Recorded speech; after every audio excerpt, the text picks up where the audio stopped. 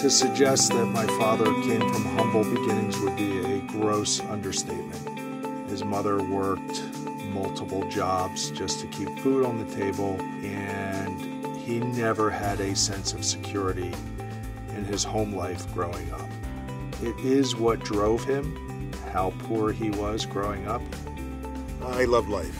That's the thing about it. Whenever you saw him, he always had a big smile on his face, and he was always inquisitive. He always wanted to know about someone, whether it was the bellman, the chef in the back, who made this sandwich.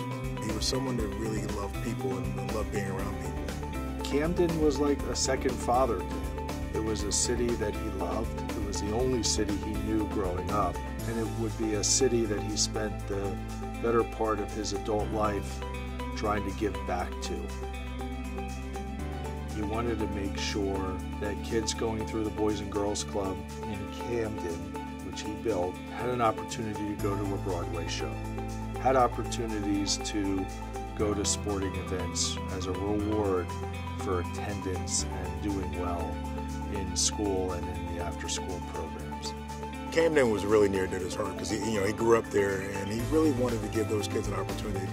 When I think of Lewis, I think of someone who used his good fortune and the money that he accumulated by his own skill and boldness for good causes. He did so many incredible things for people he didn't know, for people who he just thought he wanted to help. My father had such an enormous passion for the newspaper, for the company. It's safe to assume that had he lived, my father would be in that newsroom all the time, and he would be there to just try to help. He decided he wanted to save the Inquirer and the Daily News for all of us.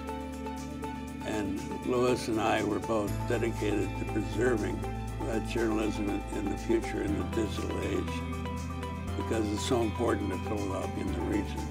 He was extraordinarily charming. He was beyond tenacious.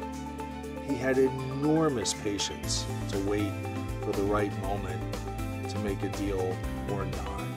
He was very, very skilled, but he was also extraordinarily lucky. And he would always wind up being in the right place at the right time, and he would have this ability to make a connection, meet somebody that he was looking to meet, close out a deal that needed to be closed as a result of this quality. I can't tell you how much I miss him, because a great deal of the fun in my life went out of it when Lewis died, and I know that's the same thing that hundreds of people would say.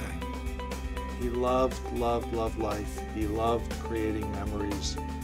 He used to talk all the time about just wanting to create memories for other people, and that's what gave him enormous pleasure. And he created a ton of memories.